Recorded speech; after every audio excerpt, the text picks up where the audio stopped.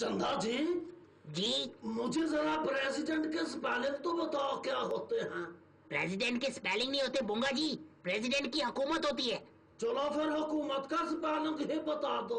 हुकूमत के भी स्पेलिंग नहीं होते, उसकी मर्जी होती है। वो जिसको चाहे वजीर बना दे और जिसको चाहे कफगीर। वैसे मैं तुम्हें वजीर के स्पेलिंग बता सकता हूँ। और रहने दो, वजीर तो सरकारी तोता होता है, उसका स्पेलिंग पूछने का क्या फायदा मुझे। अच्छा ये बताएं बोंगा जी, ये आप क्या लिख रहे हैं? मैंने सोचा है कि आज सरगम जी दफ्तर नहीं आए, तो मैं उनकी गैर मौजूदगी में सदर को एक दरखास्त लिखकर पूछना चाहता हूँ कि जनाब सदर जी, आप एक अवामी सदर हैं, क्या आप भी अवाम की तरह एक छोटे से किराए के घर में रहते हैं? आप जहाँ रहते हैं क्या लोड शेडिंग वहाँ होती है? क्या आपके घर का नलका उसमें पानी आता है? क्या आप भी कभी गाड़ी में गैस डलवाते हैं? क्या आप भी गोश्त सब्जी खरीदने मार्केट जाते हैं? अगर जाते हैं तो आपको आटे दाल का भाव भी मालूम होगा। और ये क्या लिख रहे हो बोंगे जी? तुम सदर से ये सब कुछ कैसे पूछ सकते हो? क्या इसमें क्या बुराई है? मैं उनसे क्यों नहीं पूछ सकता? क्या वो हमारे सदर नहीं? मेरी नहीं मैनू बड़ा चाह नहीं दो या मेरे मौला की पै गया रोना जरा हाथ रख खोला और बोंगे। जी सर। ओए मैं देख रहा हूँ तुम एक हाथ से टाइप करे, दूसरा हाथ कहाँ है तुम्हारा?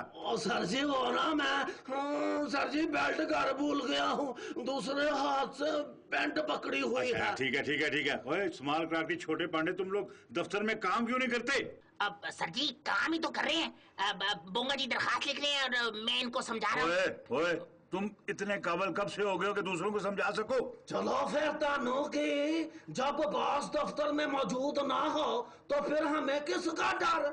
ओए मैं बताओ किसको लिख रहे थे दरखास्त, किसको लिख रहे थे? अगर मुझे लिख रहे थे तो समझो तुमने फजूल कागज जाया किया, क्योंकि मैं तुम्हारी दरखास्त मंजूर ही नहीं करूंगा। और नहीं सर जी, हाँ। ये आपको नहीं बल्कि सदर को दरखास्त लिख रहा था। सदर को? ओए कौन से सदर को दरखास्त लिख रहे थे बोंगे? वही सदर जो अवामी सदर होता है, जिसे अवाम का दुख दर्द मालूम होता है। ओए नलायका नलायका, दुख दर्द सिर्फ डॉक्टर को मालूम होता है, और डॉक्टर आजकल ड्यूटी पे नहीं होता, अपनी क्लिनिक पे होता है। और सर जी आप सुन तो ले, इसने लिखा क्या है? चलो बताओ बोंगे क्या लिखा है तुमने, क्या लिख रहे थे? मैं सर जी ये लिख रहा था कि जनाब सदर जी, आप एक अवामी सदर हैं, क्या आप भी अवाम की तरह एक छोटे से किराए के घर में रहते हैं? आप जहां रहते हैं वहां क्या लोड शेडिंग होती है? क्या आपके घर का बस ठीक है बेवकूफा।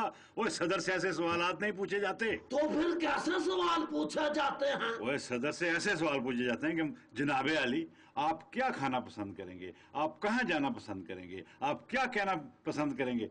सदर से अगर तुम्हारी तरह के सवाल पूछे जाएं तो फिर उसका जवाब नहीं मिलता, जेल का अजाब मिलता है बेवकूफा। चलो फिर सानू की, आप तो ऐसे कह रहे हैं जैसे आपने भी जेल काटी हो। ओ स्टूपिडा, हमारे यहाँ अब किसी बड़े को जेल नहीं होती। इसका मतलब है कि हमारे यहाँ बड़े बंदे रहे ही नहीं, या फिर सारे शरीफ हो गए। नलायका क्यों सच बुलवा के मुझे जेल कराने पे तुले हुए? अच्छा छोड़ो इन सच्ची बातों को और मेरी टूर रिपोर्ट टाइप करो जो मैंने सदर को भिजवानी है। बोंगे जल्दी करो, लिखो। जी सर जी। लिखो, dear mister president. Dear president? हाँ सर जी, प्रेसिडेंट क्या आपसे छोटे हैं जो आप उनको डियर लिख रहे हैं? नलायक पांडे, सुमाल कराकरी, सदर किसी से छोटा नहीं होता, वो लोगों से बड़ा यानी कि सबसे पावरफुल होता है, सबसे पावरफुल। तो क्या आप अमेरिका के प्रेसिडेंट को अपनी रिपोर्ट पेश कर रहे हैं? ये तुमने कैसे कह दिया बोंगे? मैंने सुना है कि सबसे पावरफुल अमेरिका का प्रेसिडेंट होता है। मगर मैंने सुना है कि जमहूरियत में सारी पावर अवाम के पास होती है। चंदा जी, हमारे यहाँ पावर अवाम के पास नहीं होती, सारी पावर हुक्मरानों के पास होती है, जिसका बिल अवाम को चुकाना होता है। बोंगे तुम कौन सी पावर की बात कर रहे हो? वही जो अवाम के पास नहीं होती, सारी की सारी पावर हुक्मरानों के पास होती है। अवाम के पास तो सिर्फ लोड शेडिंग और पावर के बिल ही होते हैं। चलो फिर तानू की आप कौन सा बिजली का बिल देते होंगे? आपने भी तो खंबे से कांटी डालकर पावर ली होगी। अच्छा ठीक है, बंद करो ये राज़अफ़ज़ाई और आगे लिखो। लिखो, पिछले दिनों मैं लाड़काने गया हुआ था। वहां आवाम और सड़कों की हालत एक जैसी हो चुकी है। इसके अलावा बाकी सब खैरियत है। सर जी, हाँ? लाड़काने की हालत आप क्यों प्रेसिडेंट को लिख रहे हैं? लाड़काने के लोग खुद ये दरखास्त प्रेसिडेंट के पास इस्लामाबाद लेकर क्यों नहीं आते? ओ नलायका, लाड़काना की सड़कें ठीक होंगी तो लाड़काना के लोग कहीं आ जा सकेंगे ना। सर जी, हाँ? लाड़काना के लोग प्रेसिडेंट को ईमेल भी तो कर सकते हैं। हाय, ओए बत्ती होगी, नेट होगा तो ईमेल करेंगे ना। दसो जी, लोड शेडिंग की शिकायत वहां पे पाई जाती है। और क्या लिखूं सर?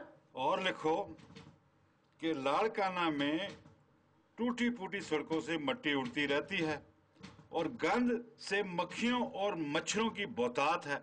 बाकी सब खैरियत है। सर जी, हाँ? ये सारी बातें लाड़काना वाले प्रेसिडेंट को खुद क्यों नहीं बोलते?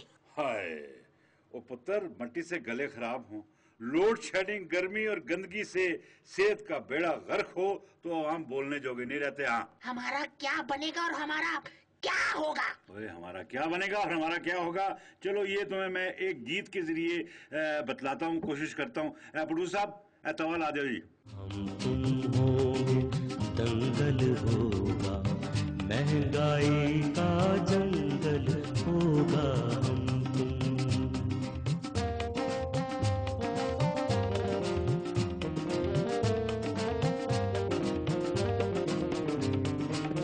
गाड़ी वाला साइकिल होगा,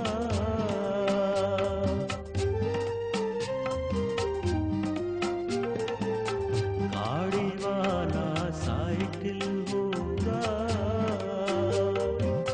गाड़ी वाला साइकिल होगा, साइकिल वाला पैदल होगा, साइकिल वाला पैदल होगा, महंगाई का जंगल होगा। हम तुम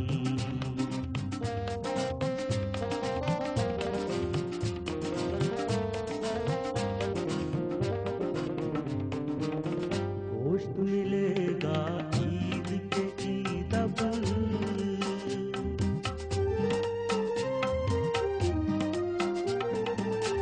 गोश्त मिलेगा ईद के ईद अबल, गोश्त मिलेगा ईद के ईद अबल, हर दिन बुध और मंगल होगा, हर दिन बुध और मंगल होगा, महंगाई का जंगल होगा। हम तुम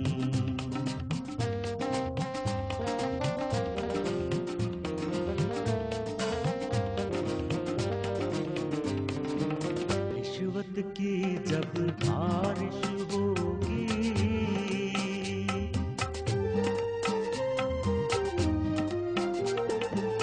रिश्वत की जब बारिश होगी, रिश्वत की जब बारिश होगी, सब्र का रास्ता दलदल होगा, सब्र का रास्ता दलदल होगा, महंगाई का जंगल होगा। हम तुम होंगे, दंगल होगा, हम तुम होंगे, दंगल होगा, महंगाई